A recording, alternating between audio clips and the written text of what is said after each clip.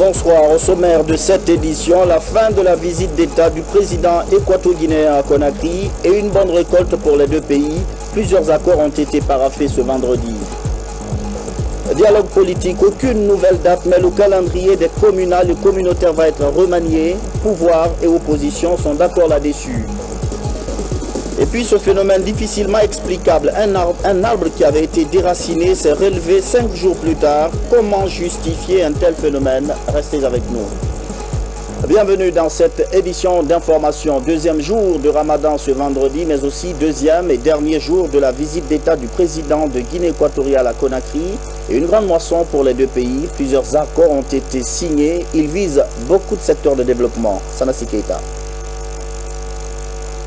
Au terme de 48 heures de visite d'État du président de la Guinée équatoriale à Conakry, les résultats sont concluants. Les résultats qui gravitent autour de la signature de 4 accords de convention dans les domaines des finances, de la santé, de l'agriculture et de l'action sociale. Ces conventions et protocoles vont dans le sens de nous rapprocher de plus en plus réciproquement avec la Guinée équatoriale. Personnellement, j'ai signé un protocole d'entente, la mise en place d'un protocole de non-double imposition entre les deux États. Vous savez, cette convention standard type qu'on passe avec les États amis, avec les pays avec lesquels on peut avoir des relations de développement, que ce soit dans le secteur énergétique, des travaux publics, du commerce, mais en tout cas, c'est l'ensemble des secteurs de développement de pays qui font partie du contenu de ces conventions. La ministre de l'Agriculture, elle, se réjouit de voir les deux pays sceller aujourd'hui une véritable coopération bâtie sur le respect mutuel. C'est un juste retour des choses de voir les deux chefs d'État aujourd'hui signer autant de conventions, autant de protocoles d'accord dans tous les domaines, et ça pourrait être un début de collaboration. Et je sais que le président Obiang et le président, le professeur Alpha Condé, sont tout à fait en droite ligne pour parrainer et favoriser la coopération Sud-Sud. Ceci est un bel exemple de cette coopération Sud-Sud. Un bel exemple de coopération Sud-Sud, réussi dans un esprit de solidarité.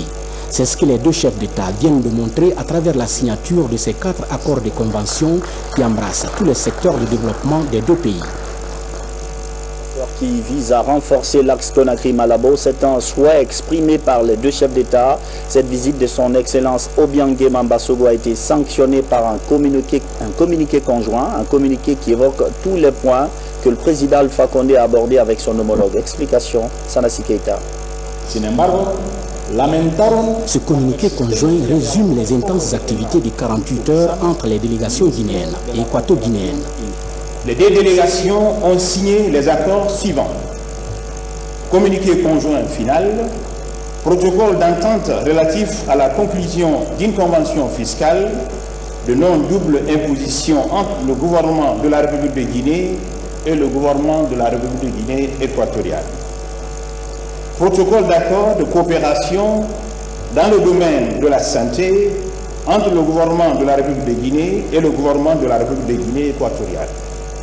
Accord de coopération dans le domaine de l'agriculture entre le gouvernement de la République de Guinée et le gouvernement de la République de Guinée équatoriale. Et enfin, protocole d'accord de coopération entre le ministère de l'Action sociale, de la promotion féminine et de l'enfance de la République de Guinée et le ministère des Affaires sociales, de l'égalité et du genre de la République de Guinée équatoriale. Les deux chefs d'État, au regard des immenses potentialités dont regorge la Guinée équatoriale et la Guinée, ont réitéré leur ferme volonté d'impulser une nouvelle dynamique à leurs relations de coopération en mettant en exergue l'implication effective des investisseurs privés des deux pays. Dans ce communiqué conjoint, on note également l'apport du gouvernement équato-guinéen à la Guinée dans la lutte contre la maladie à virus Ebola. Cette visite intervient à un moment où le gouvernement guinéen est engagé dans un programme d'éradication de la fièvre hémorragique à virus Ebola en République de Guinée. À cet effet, le président Théodore Obiang Nguema Mbasogo a réitéré le soutien la solidarité et la compassion du peuple et du gouvernement équato-guinéen. Son Excellence, le président Théodore Obiang Nguema Basogo, a exprimé l'engagement de son gouvernement à soutenir les efforts du gouvernement guinéen dans son combat pour venir à bout de cette épidémie. Les deux présidents ont en outre instruit leur ministre en charge des Affaires étrangères de procéder à l'examen de l'accord cadre de coopération entre les deux pays en vue de la mise en place de la grande commission mixte de coopération. Dans le même ordre d'idées, Théodoro Obiang Nguema Basogo et Professeur Alpha Condé ont également insisté sur l'impérieuse nécessité de multiplier les contacts directs entre les officiels des deux États. L'objectif étant de travailler sur la signature des protocoles sectoriels, notamment dans les domaines des mines, de la pêche, de la santé, de l'éducation, des transports, de l'énergie et des infrastructures.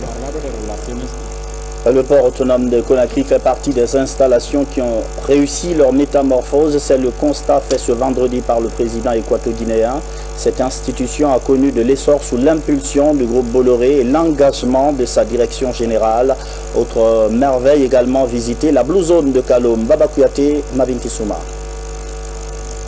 C'est une visite de découverte pour le président équato-guinéen. Visite centrée sur des infrastructures exécutées par le gouvernement de la Troisième République. Il s'agit du port autonome de Conakry et de la Blue Zone de Kaloum. Première étape, le port autonome de Conakry. Ici, le président Théodoro Obiang Nguema a apprécié les réalisations faites par le président Alpha Condé au PAC. Réalisations liées à l'extension du quai portier et du terminal à conteneurs. Le port autonome de Conakry est devenu depuis un port attractif et compétitif grâce au partenariat avec le groupe Bolloré. Il y a de cela 2 ans, travaille pour fluidifier le trafic maritime. C'est un président équato-guinéen satisfait des réalisations faites en si peu de temps par son homologue guinéen. La Blue Zone de Kaloum, deuxième étape de cette visite. Ici, les deux présidents sont accueillis par une foule spontanément mobilisée pour la circonstance.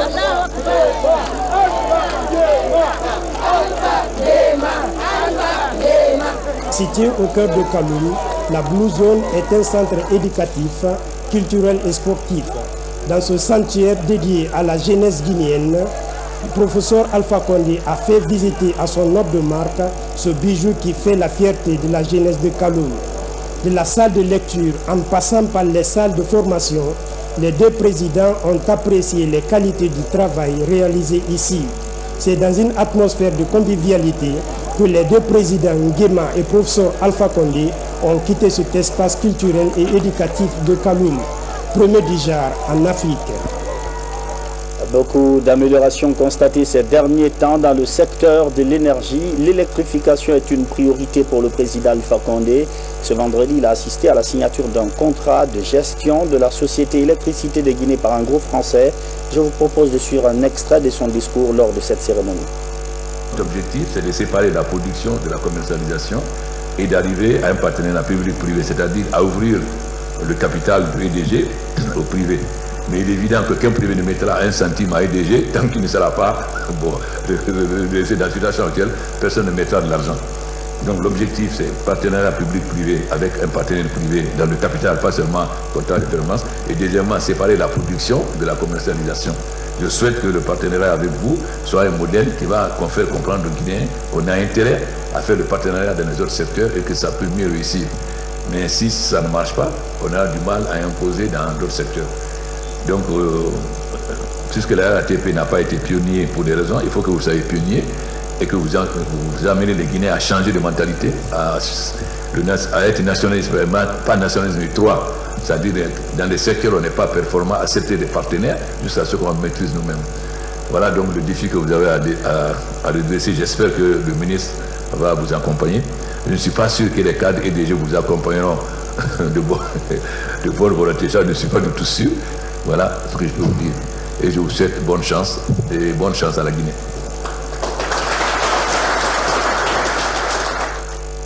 Le reportage complet à suivre dans nos prochaines éditions avec Ibrahim Keita. Je vous l'annonçais au sommaire, la CENI va remanier le chronogramme électoral au niveau des communales et communautaires. C'était le principal point de discorde entre la mouvance et l'opposition. Et dès demain samedi, des questions de fond vont être abordées. Deuxième jour de débat ce vendredi et réaction croisée des deux parties. Suivez. Le débat encore était très houleux autour de la réponse à la question présidentielle de l'opposition relative à l'annulation du chronogramme électoral concernant les communales. Cette question a fait l'objet d'échanges et finalement nous avons eu un consensus selon une formulation qui a été acceptée par tous consacrant l'annulation effective du chronogramme électoral de la CENI diffusé le 10 mars en ce qui concerne en tout cas les élections communales.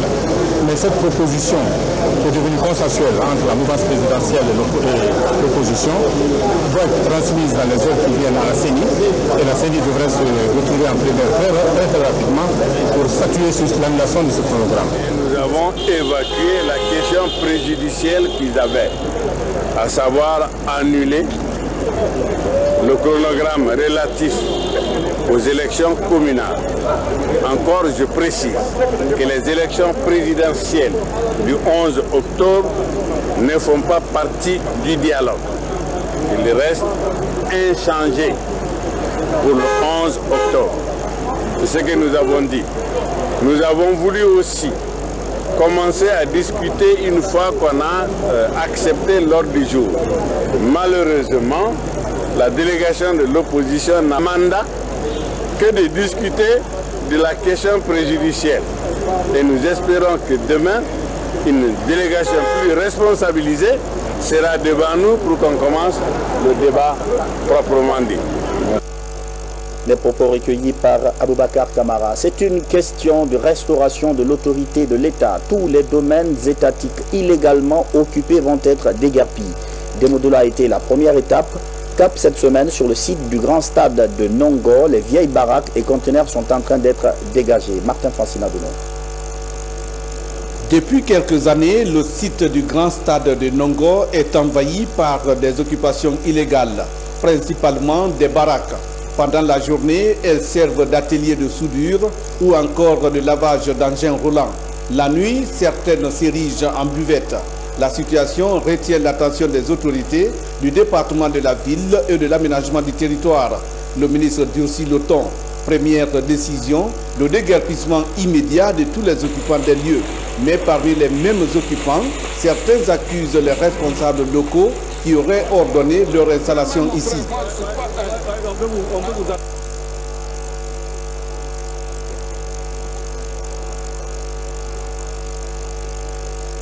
Tout est correct. Est-ce que vous voyez, le chef m'a donné autorisation de s'asseoir, comme il m'a donné autorisation de s'asseoir, comme on dirait, c'est Datu seulement qui m'avait dit qu'ici, là, on ne doit pas s'asseoir ici. Mais si tu asseoir ici, quand on est prêt, on ne va pas te rembourser, on va te faire quitter. Je dis là, pas de problème. Le directeur des stades m'a donné ça. Il m'a dit, venez ici là d'abord, sur les besoins de travail ici là, on va signaler ma pour que Mazaki est ici. À travers cette opération de récupération des domaines publics, les responsables de ces secteurs entendent informer les Guinéens des normes d'occupation des terres et de construction. Obtenue grâce au fonds de l'habitat, elle se mettra en chemin pour démolir toutes les occupations illégales. On s'est battu des années pour que la partie là soit désenclavée, pour permettre aux gens de venir occuper le marché commercialement. Quand la partie qui est entre le marché et le stade est désenclavé, la route passe, automatiquement les gens sont contents de faire mettre du commerce là-dedans. Donc là, ça n'aura pas d'impact, ça n'aura pas de problème. On faisait l'urbanisation par correspondance ou par télépathie parce qu'on venait mettre la croix et le constructeur venait badigeonner. On n'avait pas les moyens appropriés pour pouvoir faire notre politique. Donc aujourd'hui, nous sommes tout heureux que tout Guinéen sache que réellement l'habitat est en train de renaître. Après cette action de déguerpissement, les responsables du ministère de la Ville et de l'aménagement du territoire souhaitent l'accompagnement des autres secteurs pour la viabilisation des domaines mis à leur disposition. Avec le projet d'installation des cantines scolaires, où en sommes-nous? Les chiffres font état de 400 cantines déjà installées sur les 720 que l'USAID finance. La préfecture de Dubrika va abriter 7 cantines. Notre reporter Safia Toukondé n'a certes pas mangé, elle était à jeun, mais elle a contemplé les écoliers déguster leur tout premier plat. Reportage. Il n'y a pas plus difficile que d'enseigner un enfant qui a faim. En ces termes, L'ambassadeur des États-Unis remet la toute première cantine scolaire aux autorités de Dubrika. Bondorori, dans la préfecture de Dubrika, nous sommes à l'école primaire Mostafa Kaba. Ici, les bénéficiaires dégustent le tout premier plat de la cantine. Désormais, ils auront droit au déjeuner du lundi au vendredi. La provision est estimée à 900 kg de vivres pour 38 jours de ration. Ça va changer le comportement scolaire. Parce que les enfants qui ont l'habitude de chômer, quand il sait que quand je reviens à l'école, j'ai quelque chose à manger, je sais qu'il ne va pas chômer. Il sera toujours là et puis le matin. Il y a quelque chose aussi qui accompagne cela, c'est le retard. Quand tu viens en retard, tu n'es pas inscrit sur la liste, à 8h30, tu n'as pas droit au repas. Donc ça va encourager les enfants d'être matinal à l'école pour assister à la montée des couleurs qui n'est pas tellement habitude au village. À Dubrika, il est prévu 7 cantines scolaires sur les 720 qui doivent être reparties entre les écoles guinéennes. Déjà, certaines préfectures en ont bénéficié. Au total, 400 cantines ont vu le jour grâce à l'appui financier du gouvernement américain à travers l'USAID. Et notre objectif est d'alimenter plus que 113 000 élèves guinéens. Notre objectif est d'abord d'encourager les gens d'envoyer leurs enfants à l'école. Deuxièmement, l'objectif est d'encourager les familles d'envoyer aussi les filles aux écoles pour qu'ils puissent avoir la possibilité d'un avenir meilleur. Il est presque impossible d'apprendre un enfant qui n'a pas mangé. C'est un nouveau don qui nous permet au PAM de faire une expansion de ce projet des cantines scolaires. Actuellement en Guinée, le PAM met en œuvre avec le ministère de l'Enseignement à peu près 800 cantines scolaires. Et avec ce don, nous pouvons passer maintenant à plus de 1600 cantines. Le choix de l'école primaire de Bondorori dans Dubrika est relatif aux conditions d'apprentissage précaires des élèves. Cette cantine devrait combler le besoin alimentaire de ces derniers, espèrent les donateurs. Comment évoluent les micro-projets que l'ambassade d'Allemagne a lancés pour cette année 2015? Beaucoup sont presque achevés. Il y en a un qui l'est déjà. C'est l'école primaire de Bouléré dans la préfecture de Mali. Une initiative pour encourager la scolarisation des enfants. C'est un projet qui a été élaboré en 2013 par l'ONG Adekoma avec les populations bénéficiaires. C'est en 2014 qu'il a été cofinancé par l'ambassade d'Allemagne à près de 90 millions de francs guinéens et par les populations à hauteur de 81 millions. Aujourd'hui, les élèves de Bouléré ont une nouvelle école de 3 classes, plus la direction. L'ambassade d'Allemagne vient de résoudre un de nos problèmes, une de nos priorités.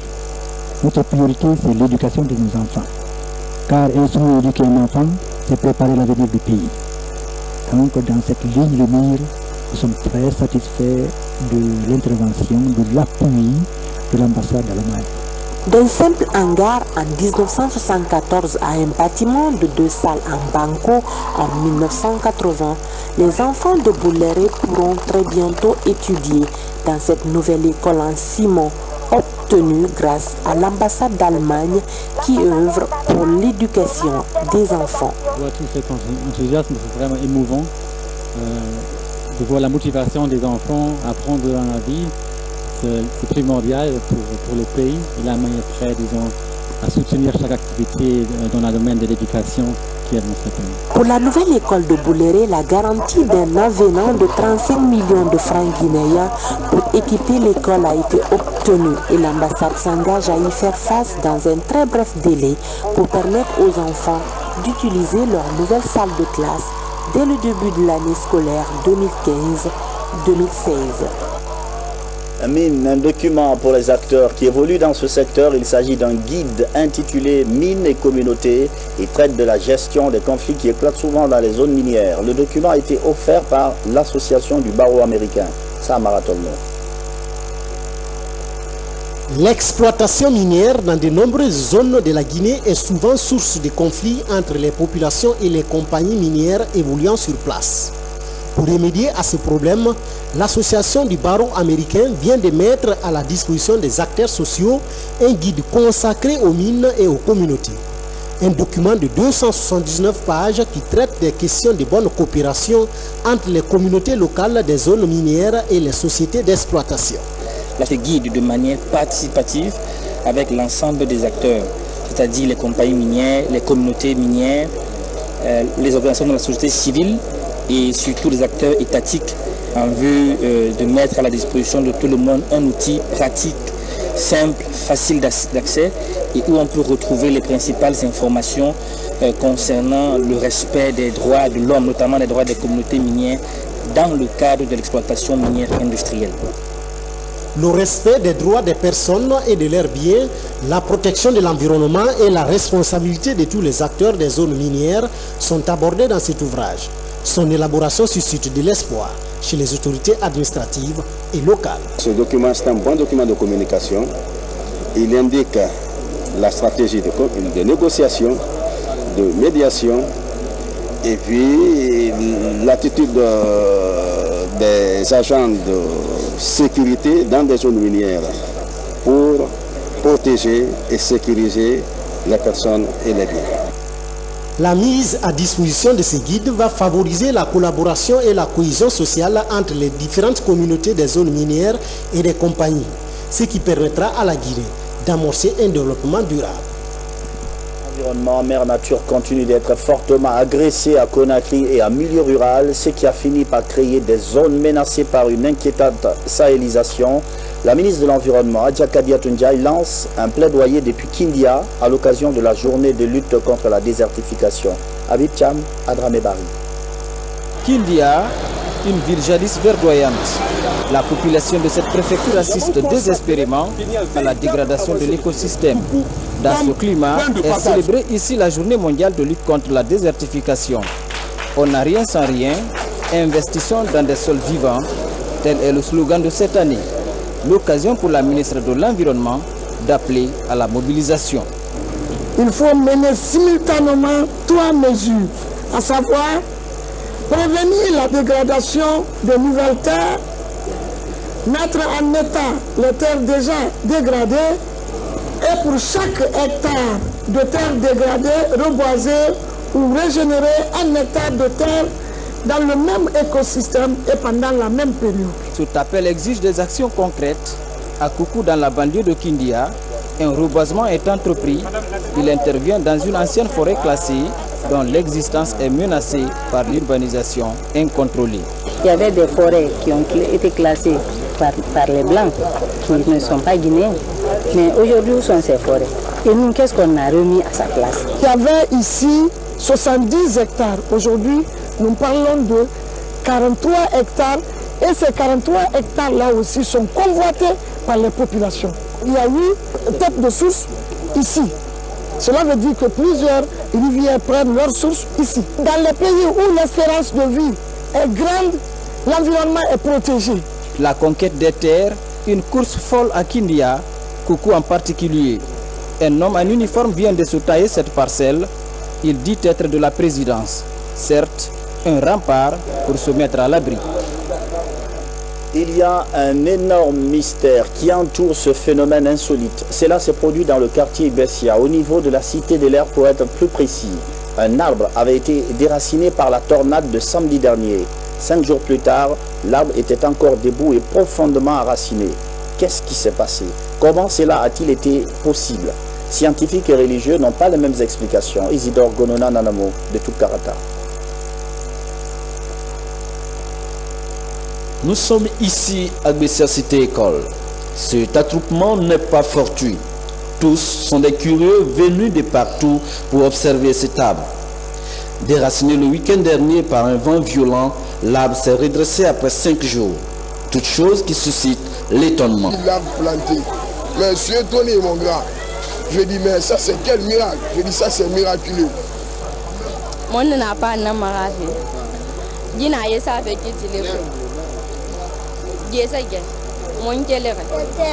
Le matin à 7 h, on faisait la vaisselle. Quand on a vu l'arbre se redresser, cela nous a beaucoup étonnés.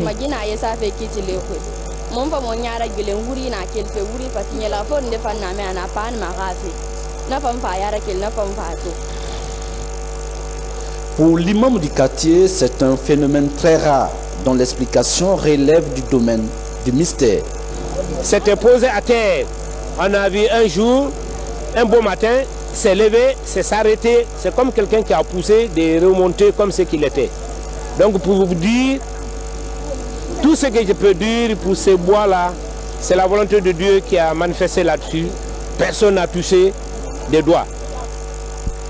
Après avoir vu les images du phénomène, le Centre de recherche scientifique CERESCOR apporte une explication physique. Pour Dr Clotaire Nyamaomi, le phénomène est loin d'un mystère. Un arbre n'est jamais déraciné totalement. C'est toujours un côté qui est déraciné et là vous l'autre de l'autre côté. Pour le cas présent, c'est le fait d'avoir coupé les branches qui fait que les poids, les charges qui retenaient tout l'arbre couché n'existant plus, le tronc est revenu debout à sa place initiale.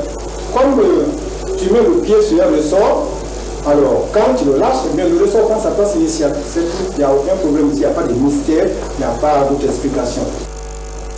En attendant, l'arbre de Bessia École continue d'attirer des curieux. Et c'est la fin de cette édition d'information. Merci de votre fidélité à la télévision guinéenne. Bonsoir.